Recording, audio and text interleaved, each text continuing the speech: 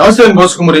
June 4న వెన్నుపోటు అంటయా మొత్తం ఆంధ్రప్రదేశ్ లో వెన్నుపోటు జరగబోతుందంట. ఏంటనంటే ఇప్పుడు ఉండేటువంటి కూటమి ప్రభుత్వం ప్రజలకు వెన్నుపోటు పొడిచిందంట.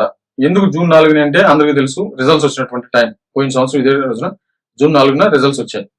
కాబట్టి జూన్ 4వ తారీఖుకి టోటల్ గా అయితే సంవత్సరం కంప్లీట్ అయినట్టు రిజల్ట్స్ వచ్చాయి.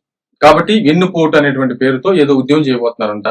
కలెక్టర్లకు ఏదో అర్జీలు అయిపోతున్నారంట, నిరసనలు ఏదో తెలియజేస్తారంట.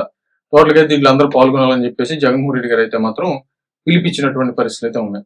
టోటల్ గా ఆయన మొత్తం ప్రెస్ మీట్ లో ప్రభుత్వాన్ని అంటే తనకున్నటువంటి మెయిన్ గా ఉన్నటువంటి ప్రాబ్లం డైవర్ట్ చేయడం కోసం ఆయన పెట్టినటువంటి ప్రెస్ మీట్ గా క్లియర్ గా అర్థమవుతుంది.